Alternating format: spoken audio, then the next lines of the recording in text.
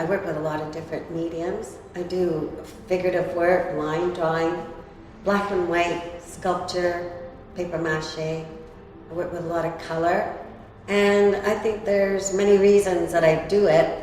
Some of it's political, a lot of it is personal, and a lot of it is just sort of getting rid of some of the voices in my head and conversing in a visual way, just through the art.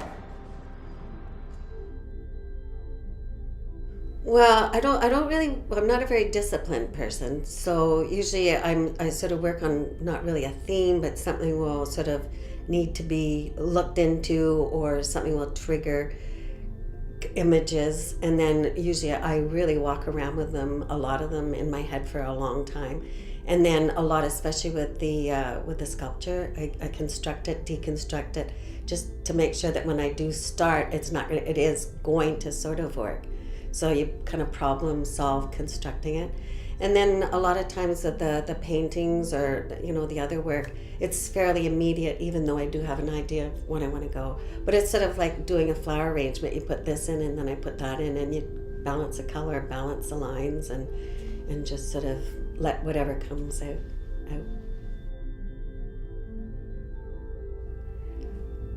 I would say that it has to start with the subject. So once I find something that I really am, really do want to sort of concentrate on, then, it takes time to walk through what images I would use, how I want to sort of, put it visually on paper or through the sculptures. And then after the excitement too is getting to the work as well. But when you're doing the work, then again, there's always that frustration of, just losing the momentum or it just not working out. So you really have to step back. So both of them, I think, really. Well, I think I've always built or made stuff, because when my background is we were able to run forever. So we're always building forts. We're always making things, just getting into trouble here and there, but it was always sort of building things and making things and bringing things home to work with. And also drawing, just being alone drawing. I get whatever paper I could find in the backs of magazines or different things. I'd save all the paper and then do a lot of drawing. I think drawing is where it all started. I really like to just be alone and draw. I think I just decided at a point that I'd invested in it over the years. I hadn't really gone to school, but I'd taken workshops, and I was a single mom, and I just decided that's probably what I should do. And I think I'd always been doing it, so eventually it just sort of became more important to call myself an artist.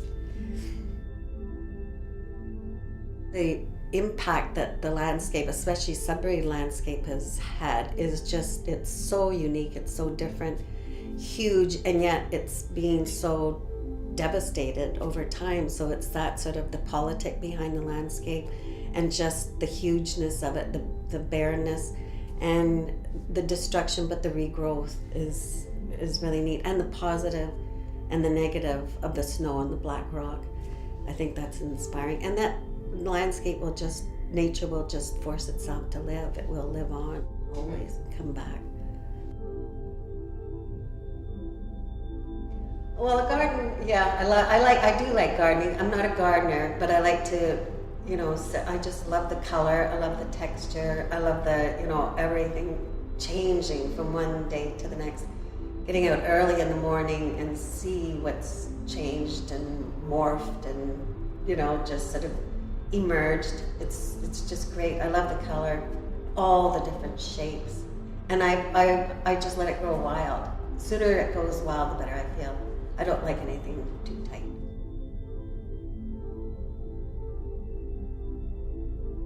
Well, these are they just came from. We had a big roll of brown paper, and it's always just super to work big. And I love line work, and to just sort of allow the mind to just start creating, like don't go for the center, draw your line a little bit to one side, and then just allow whatever came to my head to go onto the paper, and then go back and forth until, work with them, and then all of a sudden have to stop, and then, because you're sort of losing what it is that you're trying to do. And then just go back and forth. And a lot of the things that show up, like the lobsters, the flowers, the apples, are things that have followed me, symbols that have followed me from the beginning of when I started to work. Well, I probably don't really want to talk about it because it certainly ages me, but when I was young, I always wanted to go to art school. So I went for an interview with Arthur Lismer at the Beaux-Arts in Montreal. And he went through my work, and I remember, but I could be exaggerating, that he thought it was brilliant and that I should go to school. And then he drew this little cat on the side of one of my papers, which annoyed me. And I thought it was horrible. Probably would have been worth a fortune. I think he was encouraging, and I think anytime you can have somebody that is an artist and has been in the arts for a long time to encourage you and to take time to look at your work, I think that's huge, because it's not the easiest choice to do, and I think actually in the end it's just about persevering and doing the work yourself, because I think as much as you can get supported and have somebody appreciate your work, the only way you can be an artist is to do the work and to just persevere, because you'll always have to do other jobs. The hands show up. I don't know really. I guess they do look odd because they're bigger, right? And part of it I always think is because my mother had these really big hands, but she also had this strange these two strange deformed thumbs. So she would walk around, so you're always aware of her hands, even though, it's not like she could care less. But that was the first thing we checked on our children when they were born, is to see whether they got my mom's thumbs. But I work with my hands, other women work with their hands. It's certainly a way of communicating that it's just there with anybody. And I also think they create a tension. So I don't know why they end up being that big, because my mother's hands weren't that huge, but they just emerged that way. But one person came to my studio one time, and she says that there is something wrong with my brain if I make those large hands. I never did find out what it was, but I thought that was curious. Well, I just being in Venice was brilliant. Just the architecture and just being surrounded literally by art. But there was one piece, well, there was a number of pieces, but there's one, this really lifestyle ceramic, all bright colors, that was done such a long time ago, and just figuring out how it was fired, how it was put together. It was very contemporary, mad looking, but absolutely brilliant. And it was those turning a corner and seeing work like that, and Chagall, and up close to really beautiful work.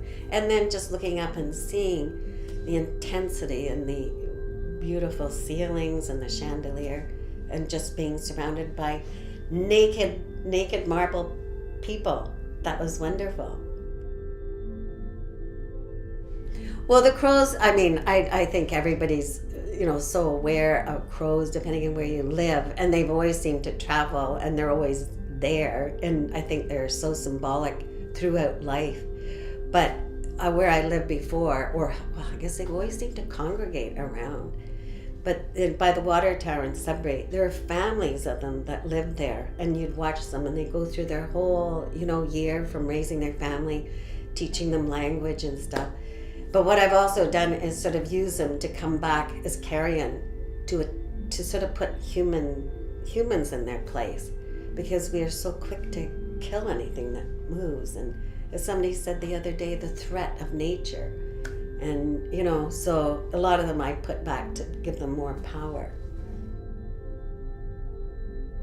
Well, I think I can only speak personally about the role of an artist, any time today. Not any time today, but throughout time. I think it's a very personal thing. I do think, though, that I think we're sort of people that are involved with society, because a lot of what inspires you is what surrounds you. And I certainly get, things that provoke me to sort of need to create images or react to it through some form of medium. But, I being somebody that sort of is curious, and part of that curiosity involves my environment, but also what goes on around me as far as my friends, my family, people that I know, and the different institutions that represent us as well, that sometimes don't do that good a job. Well, I think certainly the age that I am, I'm an old feminist. So a lot of the things that I was involved with years ago had a lot to do with that, positioning myself and playing through in some of those issues that still continue today. So that has always been a big part of what I do, I think, and in a pretty big way. But I'm quite political. I'm very curious about how our governments run and the whole global issues that are going on, environment and just the social injustices and stuff. So there's not too many times you can have a bunch of people sitting around the table, which I always have, and not hear and not want to get involved with some of the things that are going on that affect your community, really. Somebody said the other day, "Oh my God, is this your swan song?" So if I look at other artists that are out there, they're well into their 80s, 90s, and there's an awful lot of things that really annoy me still. So I hope I can keep doing my work, but simplify it and make it a bit more strident and more, I don't know, sort of get the feeling you should do it faster.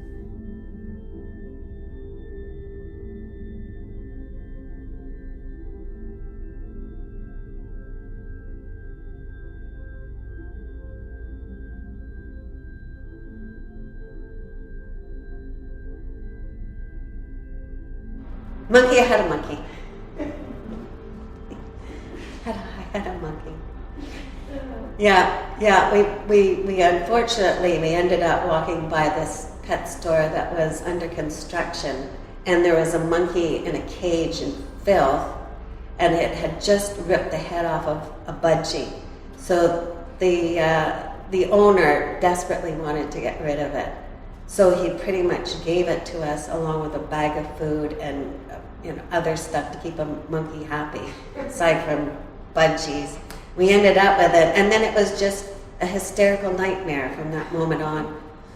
So it would escape in Montreal and then would come back, and anyway, we had ended up in the Quebec Zoo with friends